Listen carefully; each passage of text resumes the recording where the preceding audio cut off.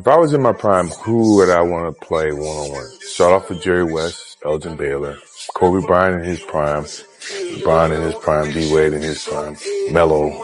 I don't think I'd lose. Other than Kobe Bryant because he steals off. I think Kobe better than MJ, skill-wise, yeah. He took everything Jordan did and multiplied it. He did it better. So it had more. It added success to it. What did he do that MJ didn't do? He had a fadeaway drive, pump fake, this way. He enhanced the perimeter skill set. Kobe's mentality or LeBron's basketball IQ? That's a closer one. I'm going to tell you, I would take Kobe's mentality. Okay. The reason why is because I would be successful in life, period. Whether it be basketball or somewhere else, I'm going to be good. When the game's on the line and pressure's choking everyone else, only one of these three would stare danger dead in the eyes and grin. You said that Kobe talked intelligent trash. Explain. So we were playing, it's like a 2-on-1 break, and Karan fouls, stops the break. Kobe comes over. So we're all like, yo, good, you saved 2 points. So Kobe walks over to him and says, hey, who you guarding? Oh, you. How many fouls you got? I got 1. So you only got 5 left? Yeah. Well, you need all 6 fouls to guard me. And you just wasted 1 on him. Stupid. And you had to think about it like, God, he's right. And that's the stuff he said. He makes you think about the things you did. You might as well just let the 2 points go because you sitting on the bench, I'm going to get 10, 12 points because you're on the bench because that 1 foul. They call it a debate. I call it a straight up massacre. Remember when Matt Barnes faked that ball right in Kobe Bryant's face? The Black Mamba didn't even flinch. Not a blink, not a breath. When the moment of truth came, when fear crept in like death itself, Kobe didn't hide. He welcomed it. Eyes red, voice cold. He basically told it, I've been waiting for you. Even Matt Barnes had to admit it. He said, I think LeBron gets penalized for being more of a Magic Johnson selfless type player. I looked at it from a point of view, I see this dude work out.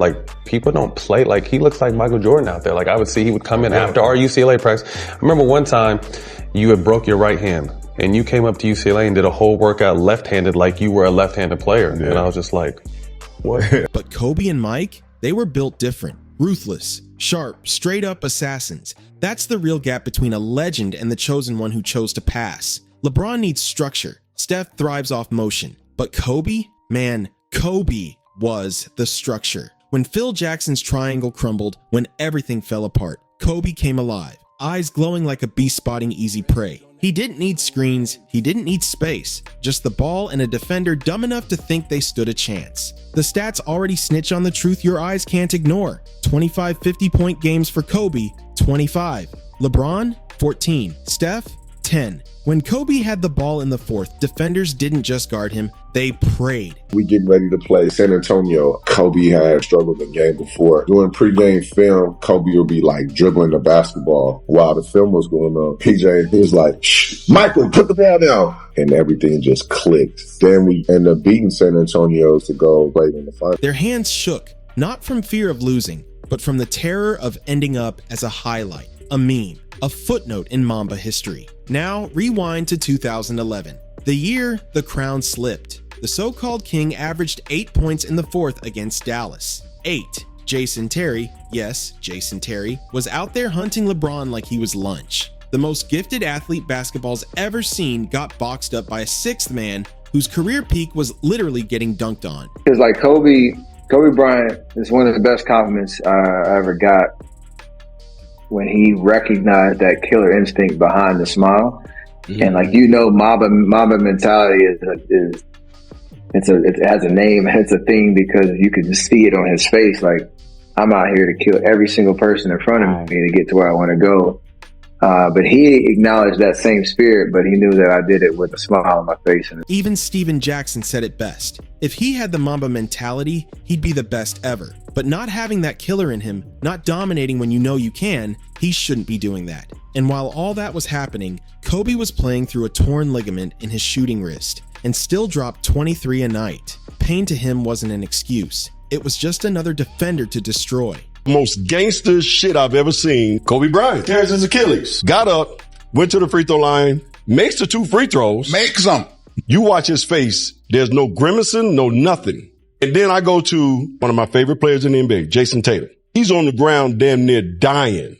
First of all, Kobe would never be welled out. He walked out You will never see that again. They say Steph Curry revolutionized basketball. Nah, he revolutionized shooting. Big difference. When the 2016 finals hit Game 7, when history itself was screaming for greatness, where was that so-called revolution? Those flashy behind-the-back passes flew straight out of bounds. Those deep threes clanked off the rim like broken promises. The greatest shooter ever went 6 for 19 when immortality was just one game away. Now look at Kobe in 2010. Game 7 against Boston. Yeah, he shot 6 for 24, but he snatched 15 rebounds like his soul was on the line. He didn't cry about the misses, he found other ways to kill you. Because assassins don't need perfect aim, they just keep firing till the job's done. Even Gilbert Arenas said it himself. Steph's greatness can be learned. Kobe's killer instinct, you're either born with it or you die without it. Here's what the highlight reels and documentaries won't tell you.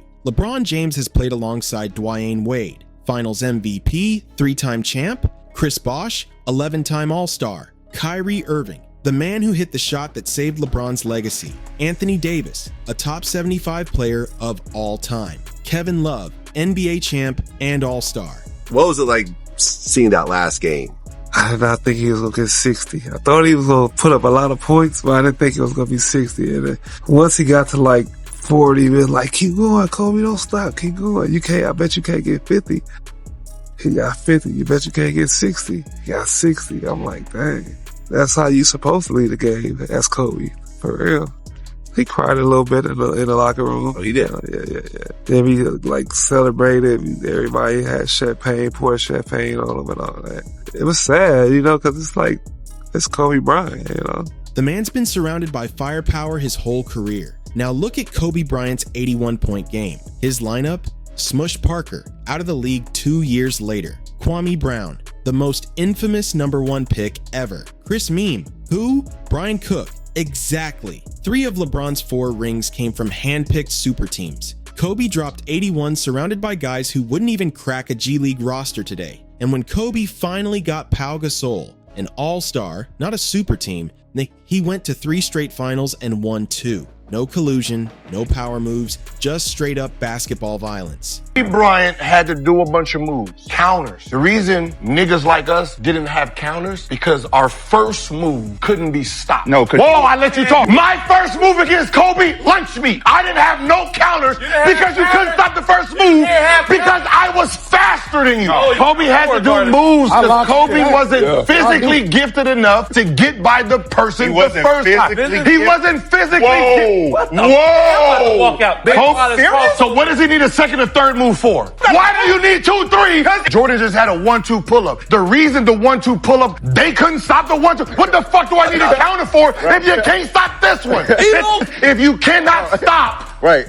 Boom! You can't stop that. What the fuck do I need to do this shit for? I only do. Mark Jackson once got asked, Kobe's mentality or LeBron's basketball IQ? His answer, Kobe's mentality, because I'd be successful in life, period. And that says it all. You can see it in how they breathe the game. LeBron studies film to find the right pass. Steph drills threes to master his craft. But Kobe studied people, their fears, weaknesses, pressure points. He once told Matt Barnes, anyone crazy enough to mess with me is crazy enough to play with me. That's not basketball IQ. That's straight psychological warfare. He knew the game wasn't played with your hands, it was played with your opponent's doubt. Go back to 2008, Beijing Olympics, the Redeem Team era. LeBron was there, Wade was there, Melo was there. But who took over when it mattered? Kobe, 13 of his 20 points in the 4th. He talked to Pau Gasol in Spanish just to rattle him, told Rudy Fernandez, this is my house, in front of his own country. That same year, Kobe dragged a team with Lamar Odom as his second option to the finals, while LeBron, with the league's best record, lost to Dwight Howard's Magic. I got so hot that one possession, I'm like, Reg, let me get him. I got him. I got him. It wasn't like I'm thinking I'm going to shut him down. I'm thinking I'm going to hammer him one time, send a message, not on our watch. The dude made a crossover move on me at the top of the key and elevated so fast, I had no opportunity to hit him. I looked at Reg like, you got him. The difference? When Kobe saw Dwight, he saw food. When LeBron saw Dwight, he saw a problem. Let's be real about weaknesses. Brutally real. Steph Curry gets hunted on defense like fresh meat in a max security yard. Every playoff run, teams come in with one mission: attack Curry until he breaks. In the 2016 finals, the Cavs ran the same exact play nearly 20 times. Get Curry switched onto Kyrie or LeBron, and it worked every single time. When we lost in the finals to the Celtics in 2008, that was a turning point. So when I sat there in the hotel room afterwards, I started thinking about that, because it's on me. If I didn't feel like my teammates were aggressive enough, that falls on me. And I had to understand what their journey was. How are they feeling as people? What are they going through? And when you do that, you have that empathy. It also helps you to be a better leader. LeBron, the freak of nature, the most gifted athlete the game's ever seen, couldn't even back down Jay Barea, 6'0". Jay Barea locked up the king in the 2011 finals. That's not a good look for royalty. Now Kobe, different breed. 12-time all-defensive team. He'd guard your best scorer for 48 minutes straight, then torch whoever dared to guard him for 40 points right back. Kobe didn't have weaknesses, just new chances to embarrass anyone who thought they'd found one. Let's talk about clutch time. Final 5 minutes of playoff games within 5 points. The real pressure cooker. Kobe Bryant, 48% shooting. LeBron James, 38%. Steph Curry, 39%. But this goes way deeper than stats. This is about heart. I just remember him saying some every once in a while, and I was like, damn, he think different. One time we came in, we was playing Golden State, and this was when Steph was starting to catch fire. He was starting to turn into the chef, you know what I'm saying? He came in and he said, I found it. He just kept saying, I fucking found it. He don't like people standing on the side of him. He can shoot with you in front of him, he can shoot with you behind him, but on his side, he don't like that. I'm gonna guard him the second half. Shut him down again. So after that, I was a believer. I'm like, everything that I've heard about Kobe Bryant is all true. When Kobe tore his Achilles in 2013, he didn't fall, didn't cry, didn't call for help. He walked to that free throw line and calmly drained both shots. No tears, no drama, just ice cold execution. That's not just greatness, that's death in sneakers. Meanwhile, when LeBron cramped up in the 2014 finals, he had to be carried off. When Steph tweaked his knee in 2016, the whole story became about how he wasn't 100%. But Kobe, he didn't do excuses by quote, because excuses are for the living. He played like a man who'd already killed his limits. Even Jerry West, not the logo himself, said it plain. Kobe is the only player I've seen who could have played in any era and dominated in any era. And as I'm signing, he puts his hand on my shoulder. He said, let me tell you something. I just got this kid. He said, in 2 or 3 years, you and him going to win a lot of championships. I'm like, yeah, okay. But I'm trying to sign. And he was talking about Kobe. Think about that for a second. The man who helped build the Warriors dynasty, who saw Magic and Kareem in their prime, who played against Wilt and Russell, even he said Kobe was different. And Kobe himself once said, I don't want to be the next Michael Jordan. I only want to be Kobe Bryant. That's power right there. In today's soft NBA, no hand checking, open lanes, and unlimited space, Kobe would average at least 40 a night, minimum. Because unlike Steph, who needs off-ball screens, and unlike LeBron, who needs driving lanes, Kobe only needed one thing, the ball, and the will to destroy. Career elimination games, the numbers don't lie. Kobe, 30 points per game on 44% shooting. LeBron, 28 on 42%. Steph, 23.8 on 40%. But here's what stats can't show. In 2006 against Phoenix, Kobe got dragged for not shooting enough in Game 7. Critics said he quit, but Kobe said, I could have forced shots, but that's what they wanted. He took only 3 shots in the second half, lost by 31, and got roasted by the media. What did he do next season? Led the league in scoring, won MVP the year after, then back-to-back championships. Because Kobe didn't care about noise. He cared about rings. 20 years, one team, no super teams, no shortcuts. His final game, 60 points on 50 shots. Pure chaos, pure poetry. Inefficient? Maybe. But tell me one other player who would dare to take 50 shots in their farewell game. LeBron will probably end his career with a triple-double. Steph will splash a few threes. But Kobe, he said, I'm taking every shot. Because that's what killers do. They die with the sword in hand, not passing it away. Even Shaq, his biggest rival, admitted it. I won 3 rings because of Kobe. He was a dog. Different animal. Same beast. When your enemies respect you, you've already won. Now let's talk pain. The kind that separates legends from mortals. Kobe's injury list looked like a hospital record. Fractured finger, played the whole season. Torn shoulder labrum, refused surgery, still played through it. Knees drained during games, fractured nose, wore a mask, and dropped 40. Severe ankle sprains, taped it up and went all 48 minutes. Food poisoning, still dropped 40 on Portland while throwing up. LeBron takes load management days. Steph sits for ankle soreness. Kobe, he played through pain that would sideline most athletes for weeks because missing games felt like surrender. And Kobe Bryant never surrendered. Defenders tried everything just to stop the bleeding. Raja Bell clotheslined him because he couldn't guard him. Bruce Bowen went dirty because he couldn't contain him. Ron Artest elbowed him in the throat out of fear. Paul Pierce once said, "I could get into LeBron's head. I could frustrate Steph." But Kobe had no head to get into. He was already in yours. That's the difference. LeBron plays to his competition. Steph plays within his system. But Kobe played to destroy, not just to win, to take souls. There's a huge difference between beating someone and breaking them. If Kobe played today, it'd be unfair. No hand checking, his drives would be unguardable. More spacing, isolation heaven, softer fouls, 60 free throws a game easy. With today's three-point focus, it's in Diazets. And remember, he shot 38% when he actually tried. Kobe would average 35 to 40 points every single season. Don't forget, Kobe once outscored the entire Dallas Mavericks team 62 to 61 through 3 quarters, then sat the fourth. That's not arrogance, that's dominance without limits.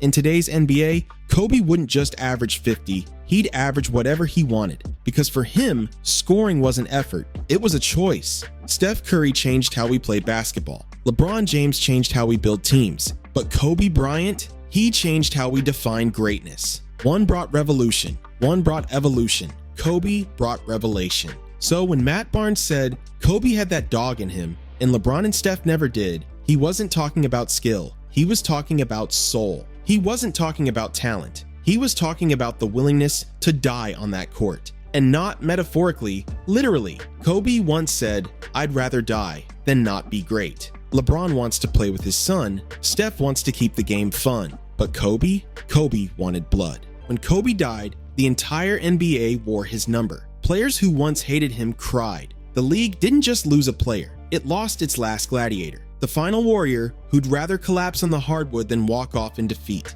The one who knew basketball wasn't entertainment, it was war. Watch LeBron at Kobe's memorial. Watch Steph. Those weren't just tears for a fallen legend. They were the tears of men who finally understood. They could never be him. They could never want it that bad. Never sacrifice that much. Never hate losing enough to die trying. So here's the question that ends every debate, Schnack. It's Game 7, NBA Finals. Down 2, 3 seconds left, no timeouts. Your daughter's life depends on this shot. Who do you trust? The king, who might make the right play, the chef who might get contested, or the black mamba who'd die before he missed? You already know the answer. Your heart knows it, because when death comes knocking, you don't want efficiency, and you sure don't want analytics. You want the one man who'd stare death in the face and say, "I've been waiting for you, and you're late." Heroes come and go.